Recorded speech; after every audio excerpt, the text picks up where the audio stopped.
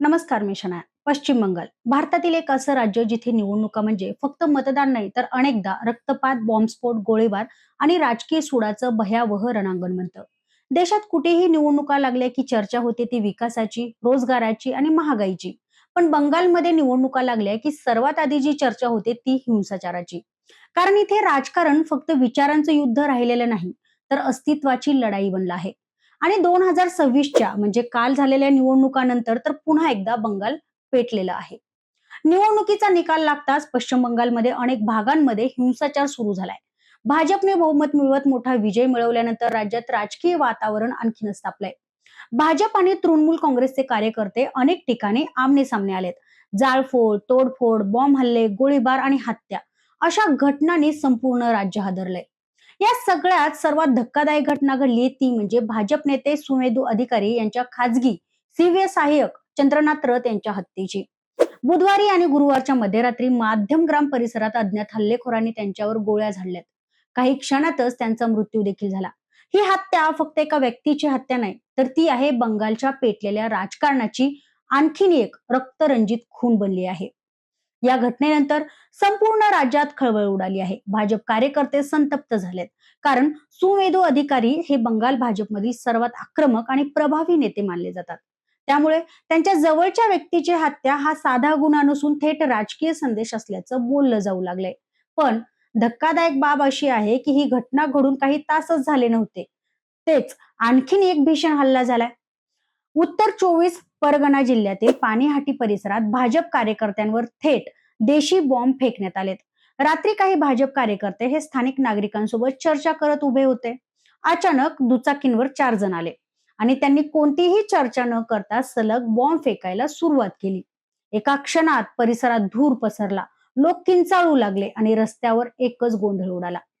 हल्लेखोर जे आहेत त्यांनी एक दोन नाही तर तब्बल 3 बॉम्ब फेकलेले आहेत. या हल्ल्यात भाजपचे 5 कार्यकर्ते गंभीर जखमी झाले.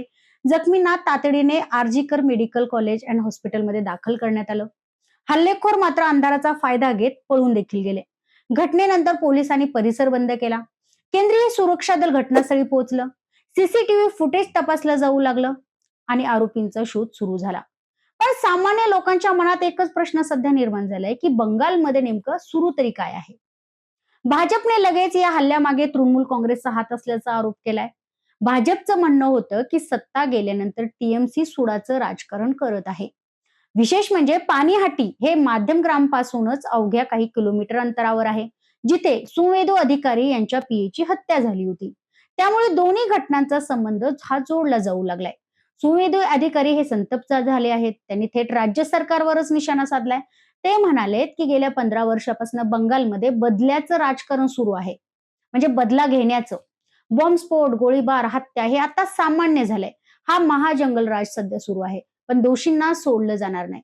त्यांच्या या वक्तव्यानंतर राजकारण आणखीनच तापलं. दुसरीकडे तृणमूल काँग्रेसने सर्व आरोप फेटाळले आहेत. उलट टीएमसीने भाजपवरच वातावरण बिघडवण्याचा आरोप केलाय.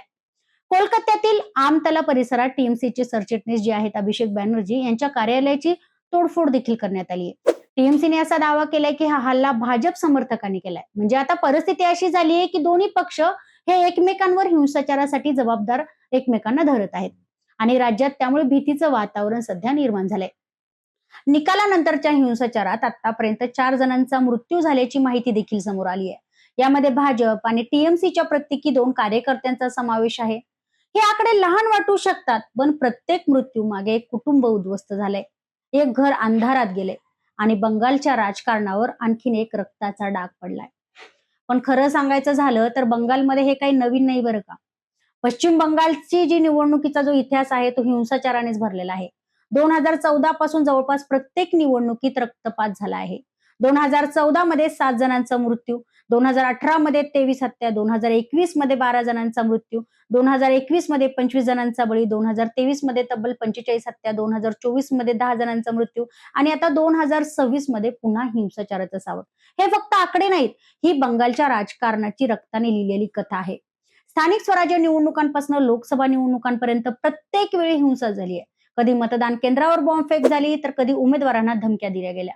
कधी विरोधी पक्षाच्या कार्यकर्त्यांची हत्या झाली तर कधी निकालानंतर जाळपोळ झालाय.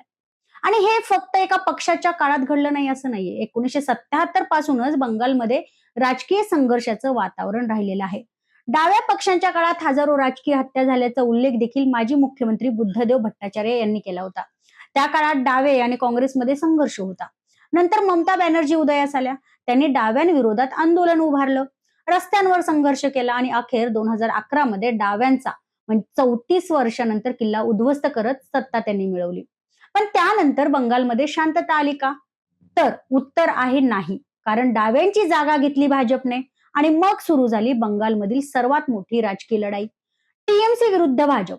2014 नंतर भाजप बंगालमध्ये वेगाने वाढू लागला. लोकसभा निवडणुकांमध्ये भाजपला मोठं यश मिळालं. टीएमसीला थेट आव्हान निर्माण झालं आणि इथूनच संघर्ष हा अधिक हिंसक झाला. पोस्टरवरनं भांडणं सुरू झाली, मग कार्यालयांची तोडफोड सुरू झाली, नंतर कार्यकर्त्यांवर हल्ले सुरू झाले आणि हळूहळू राजकीय हत्या सामान्य गोष्ट बनली. बंगालमध्ये आज अशी परिस्थिती आहे की एखादा कार्यकर्ता कोणत्या पक्षाचा आहे यावर त्याची सुरक्षितता ठरत आहे. आणि सर्वात धक्कादायक गोष्ट म्हणजे की सामान्य नागरिकांमध्ये भीतीचं सध्या वातावरण निर्माण झालं आहे. लोक मतदानासाठी घराबाहेर पडतात, पण परत सुखरूप घरी येतील का याची खात्री सध्या नाहीये. काही भागांमध्ये तर निवडणुकीपूर्वीच गावं विभागली जातात. एका बाजूला टीएमसी समर्थक तर दुसऱ्या बाजूला भाजपचे समर्थक. मग सुरू होतो तो संघर्ष. रात्री बॉम्बस्फोट होतात, ज्या गाड्या आहेत त्या जाळल्या जातात, घरांवर हल्ले होतात, लोकांना गावं सोडावी लागतात आणि या सगळ्याच्या मध्यभागी असते ती म्हणजे सत्ता. भाजप आता स्पष्टपणे म्हणते की बंगालमध्ये गुंडाराज सुरू आहे. भाजपने अधिकृत निवेदन प्रसिद्ध करत टीएमसीच्या तथाकथित गुंडा वाहिनीवर गंभीर आरोप केले आहेत. भाजपचं म्हणणं आहे की काही लोक भाजप कार्यकर्ते असल्याचं भासवून हिंसाचार करत आहेत आणि राज्यात अराजकता निर्माण करत आहेत.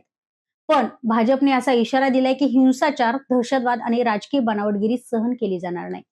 कायदा हातात घेणाऱ्यांवर कठोर कारवाई होईल. तर दुसरीकडे टीएमसीचं म्हणणं आहे की भाजप मुद्दाम हे वातावरण तापवत आहे, राज्यात अस्थिरता निर्माण करत आहे आणि त्याचा राजकीय फायदा घेण्याचा प्रयत्न केला जातोय. म्हणजे काय? तर दोन्ही पक्ष स्वतःला पीडित दाखवत आहेत, पण सामान्य जनता मात्र या संघर्षात भरडली जाते. आज बंगालमध्ये प्रश्न फक्त सत्ता कोणाची हा नाही, तर हा प्रश्न आहे की लोकशाही वाचवणार का किंवा वाचणार का? कारण जर निवडणुका म्हणजे हिंसा आणि विरोधक म्हणजे शत्रू आणि विजय म्हणजे सूड अशी मानसिकता तयार झाली तर लोकशाहीचं भविष्य हे धोक्यात येते. बंगालमध्ये आज जे घडतंय ते संपूर्ण देशासाठी हा इशारा आहे. कारण जेव्हा राजकारण हे माणुसकीपेक्षा मोठं होतं तेव्हा रस्त्यावर रक्त सांडायला वेळ लागत नाही. आज भाजप आणि टीएमसी एकमेकांवर आरोप करत आहेत. उद्या कदाचित सत्ता पुन्हा बदलेल, पण जर हिंसाचाराची संस्कृती बदलली नाही तर बंगालचा हा रक्तरंजित इतिहास कधीच संपणार नाही. आणि म्हणूनच आज देशभरात एकच प्रश्न विचारला जातोय, ते म्हणजे पश्चिम बंगालमध्ये लोकशाही जिवंत आहे का, की फक्त सत्तेसाठी रक्ताचा खेळ सुरू आहे? कारण बंगालमध्ये निवडणुका आता फक्त मतदान राहिल्या नाहीत बरं का, त्या भीती, सूड, दहशत आणि वर्चस्वाच्या युद्धात बदलल्या आहेत. आणि जोपर्यंत ही आग विझत नाही तोपर्यंत बंगाल हा पेटतच राहणार. या व्हिडिओवर तुमचं काय मत आहे कमेंट करून मला नक्की सांगा. आणि हा व्हिडिओ आवडल्यास जास्तीत जास्त लोकांनी लाईक करा, शेअर करा आणि सबस्क्राईब करायला मात्र विसरू नका. धन्यवाद.